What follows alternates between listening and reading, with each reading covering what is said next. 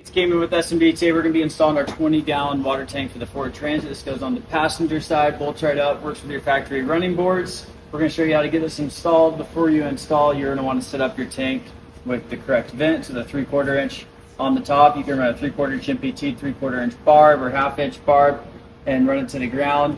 If you're running a level sensor on the tank, this is a good time to put in your level sensor, screw it into the top, or you can run the Garnet on the side right there. You can set up your drain after the fact if you're using it as a gray water tank. Now before we get the tank installed, you'll see this is the tank. This is the front of the tank that kicks out to get more water capacity. We'll flip the tank over just like this, and we'll grab our heat pads. We'll give you 2 of these, and what we're gonna do is stick this onto the front part of the tank. Then we're gonna trim so you can line it up on that side. Push it on the whole tank. And just grab your razor blade. This is already lined up, so we'll just find the tank over here.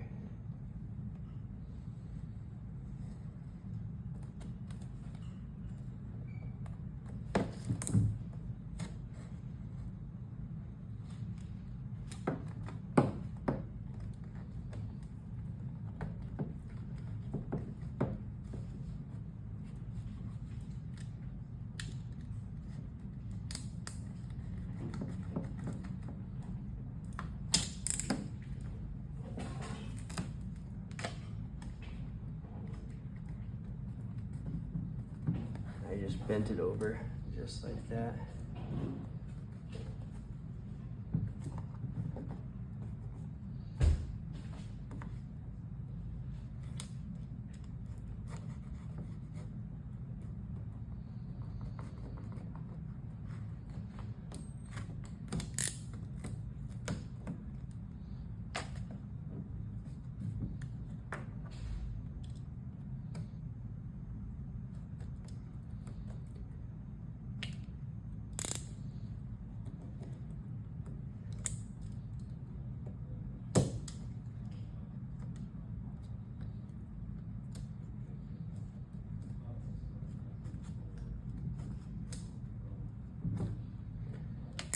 Now this section is all taken care of.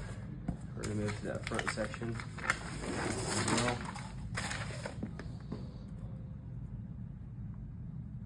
You can line it up with this side as well as this side, so there'll be less to cut.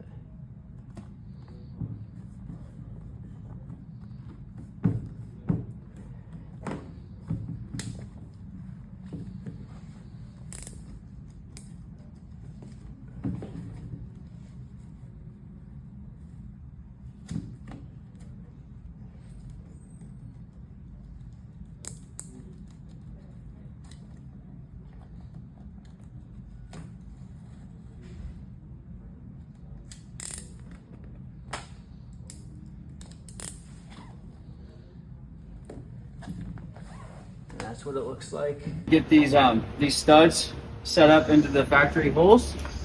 So let's see. These if you look at our exploded view, there's part numbers and you can line them up. So this one goes on the outside. In the inside hole, we've already marked it. So we did a little dry fit to know where the holes line up. That goes there, then we can work our way up. Goes right there. Then finally, this one goes right here. This one's a little tricky because there's a little stud in there. So you can rotate it away from the stud or it'll lift up and make the bracket too short.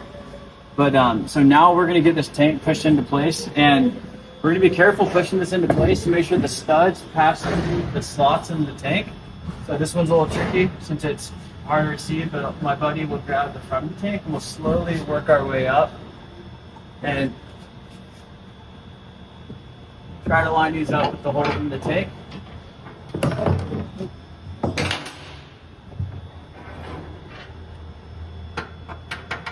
That one's right there on the outside.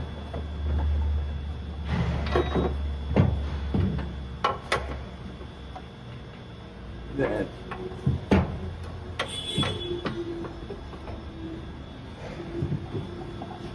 all right. Now, Chris, if you can come hold the middle of the tank and put some pressure.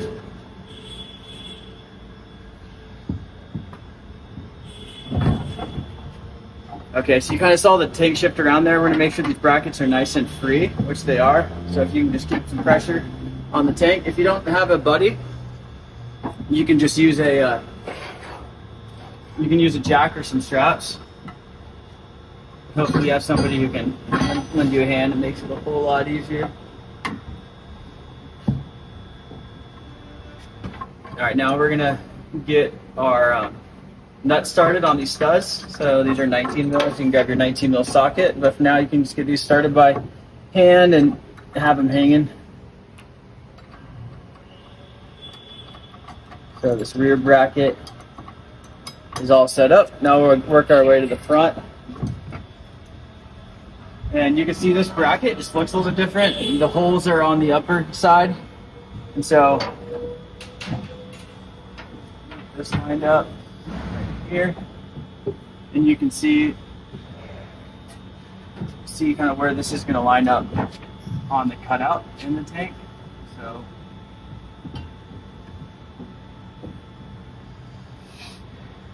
just like that.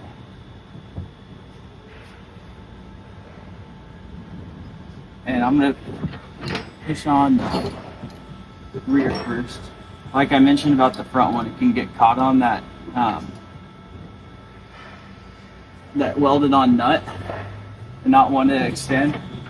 So I'll make sure to kind of swing this around. Then put some pressure on it. And that's perfect. So we got every position started.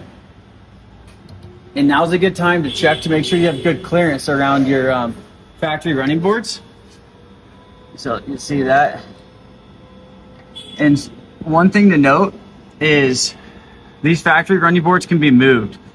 So now to move this bracket forward after you've done a dry fit and you notice that there's some kind of interference or the brackets aren't lining up, just take a 13 mil, loosen all these nuts. So there's 4. And all these are slotted. So when we designed our tank, we designed it around a certain placement in the bracket. We gave some clearance around the bracket, but our goal was to maximize how many gallons on the tank and minimize the ground clearance.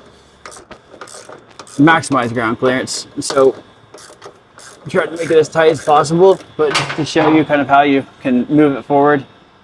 You can see as a reference, there's a little line I drew with a flathead screwdriver. Hopefully you can see it on video, and then you can just see the bracket moving down the slots and other way as well.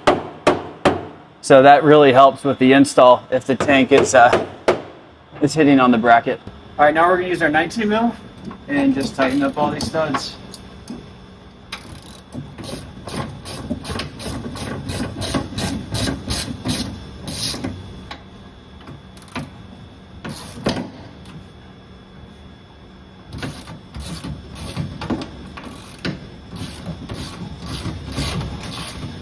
And so there isn't a torque spec on these, just because they will continue to squeeze the tank. But just get it nice and snug. You obviously don't want your tank moving around, going anywhere. I guess one other thing to note before I forget is this heat shield. You might have to bend the heat shield just down a little bit more. It's flexible. We didn't have to on this one. There's enough clearance already. But you don't want it, rubbing up against the tank or making your install any harder than it has to be.